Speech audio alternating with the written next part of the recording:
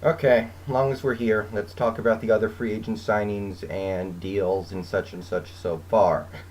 There are obviously a couple more things that are going to happen, but I think there's enough here to fill one video. So let's start at the beginning, I guess, with Joe Johnson signing with Atlanta for, I believe it was 6 years, 120 something million. Now, Joe Johnson, he can play. He can get to the rim. He can shoot. He can shoot threes. He can dish. He can rebound fairly well for a shooting guard. He's big for a shooting guard. But you really handcuff yourself as a franchise when you take a guy who should be a second option and you give him first option money. And that's exactly what's happened here. I look at Joe Johnson and I see Michael Finley. I don't see Kobe Bryant. I don't see Allen Iverson. I don't see any of the great shooting guards in recent memory. I see Michael Finley. You know, I, I guess I see Reggie Miller, although they're different types of players. But if that's your best player, it's going to be very hard for you to win a championship. And they have locked themselves into a position where Joe Johnson has to be their best player because they will now not be able to afford a better player because of all the money they're giving JJ. Now, I know they were terrified of losing him, and it's not something that they wanted to deal with, but um, it's I just don't agree with it. I think you either sign him for cheaper or you let him go and roll the dice with something else because Joe Johnson will guarantee you the playoffs, but he's not going to guarantee you anything more than a second round exit. And probably not much more unless he lands next to like a LeBron, like a Wade, like a Kobe, like a player like that. Moving down, Paul Pierce, 4 years, 61 million. Fair enough. I think that deal suits him. I think it's 1 year too long, but you gotta pay a little. You gotta give something up to get something. And Pierce has a couple years left in him, and that's not a horrible price. 15 million a year. Yeah, I'm fine with that. Ray Allen, 2 years, 20 million back to Boston. Um, I don't see how he deserves 10 million a year. I like that the contract is only 2 years long. That's great. That's actually I'm surprised that they were able to pull that off.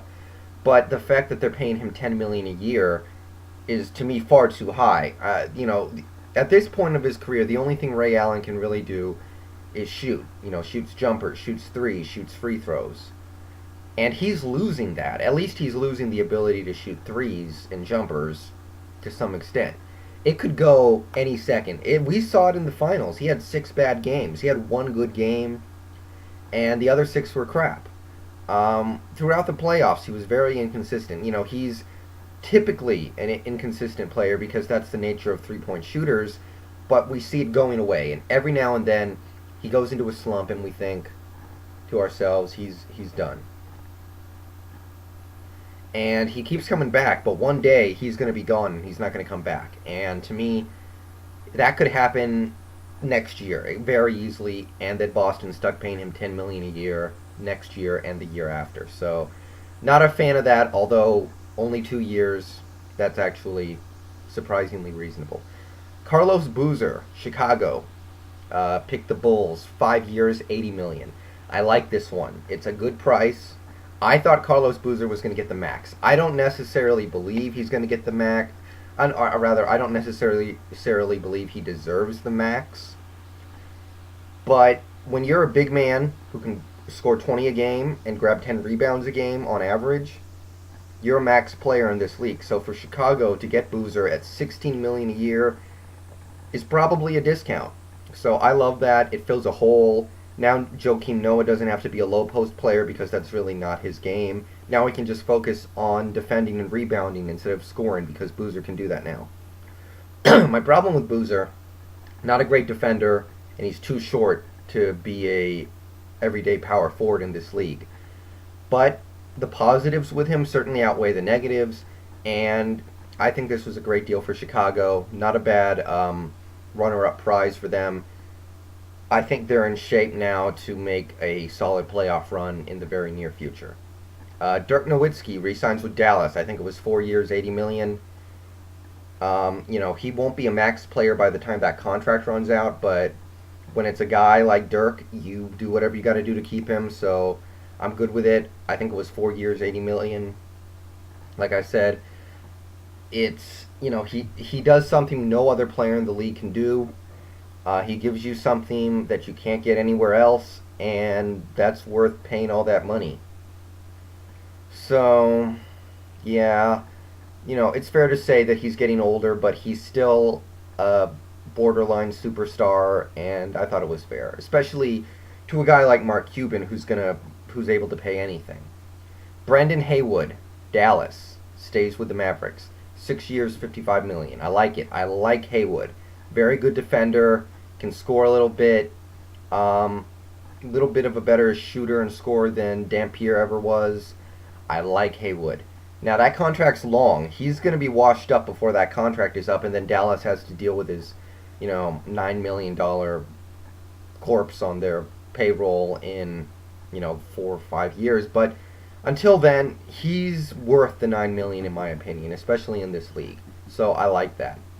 Rudy Gay, Memphis, 5 years, 80 million. Oh boy, I don't like Rudy Gay.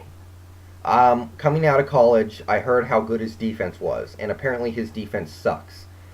He's an okay shooter, but he's not exactly the guy I want taking shots for me down the stretch. He's a pretty good rebounder. He can compete in the dunk contest, which is valuable, I guess. Not a great passer. He's a little bit of a ball hog. And you give him 16 million a year, 5 years, 80 million. I don't get it. He's a third option. If he's your third best player, yeah, you're going places. But Memphis is now paying him like a second option, maybe even a first option, which would be completely absurd because Rudy Gay will never be that kind of player. He's just not ever going to get there. I don't see it from him anyway. So can't stand that deal. If that was going to be what it took, let him go. Let New Jersey pick him up. Just don't overpay for a guy like Rudy Gay. Dwayne Wade, Chris Bosh, I already kind of commented on that in my previous video. Let it suffice to say that combined with the LeBron thing, it's not perfect, but it's close. I mean, Wade and LeBron is a little redundant, but I think it'll find a way to work out in the end. So, when you can land a team like that, you do it. Drew Gooden, Milwaukee, 5 years, 32 million. I like Gooden, but that strikes me as a long contract worth a lot of money. I don't know if I would have done that. I like Gooden, but I don't see him being worth that. John Salmons, 5 years, 39 million. That's a little better. I like Salmons. The fact that he and Gooden are making similar money is a little surprising to me because I think Salmons is a much better player. So I like that deal. I think he's worth that money. Maybe not at the end of his contract he won't be, but for now that's a good deal. Darko Milhilik, 4 years, 20 million with Minnesota. Is it just me, or could you get the same production out of somebody for 1/10 of the price? Darko was okay last year in Minnesota. He blocked some shots. He averaged decent stats. But, I think you could get a guy from the D-League who would go out there for 4 years, 2 million, and give you similar numbers to Darko. So I don't know why you give Darko 5 million a year to do what just about any competent big man should be able to do. Maybe best case he goes out there and scores like 12 points a game, maybe 7 rebounds. You can get that from a lot of people. So I don't like it. But he's not horrible. Amare Stoudemire, New York Knicks, 5 years, 100 million. I'm on the fence on this one.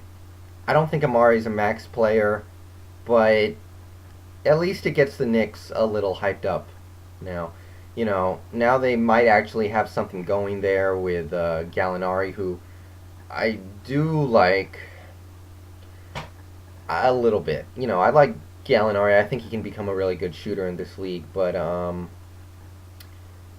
least things are a little more fun in New York now. And if they can land Carmelo next year, if they get Anthony, that's a team that can make a playoff run. So, you had to overpay a bit, but, I don't hate it. Wrapping it up real quick, we got Kevin Durant re-signed with OKC. There's really no need to comment on that. Signing that I did like quite a bit, Steve Blake went to the Lakers, 4 years, 16 million. I think that's a perfect price and the perfect fit for them. Gonna help in their run to three-peat. Certainly, I love that signing. Nice little under the radar thing. What else we got? Travis Outlaw got massively overpaid by New Jersey. I don't know what's up with that.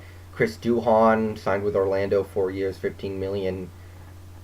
He should be out of the league. Is it just me or does he just suck? Hakeem Warwick with Phoenix. Yeah, good luck with that, Phoenix. Good luck replacing Amare with Hakeem Warwick. Amir Johnson, Toronto, 5 years, 34 million. Is it just me or does he suck? I mean, what has he ever done worth $34 million? I don't see it. We also expect Jermaine O'Neal in Boston. They kind of had to do it, not their fault. Perkins being what he is, and Mike Miller to Miami. I love it, love it, and that's it.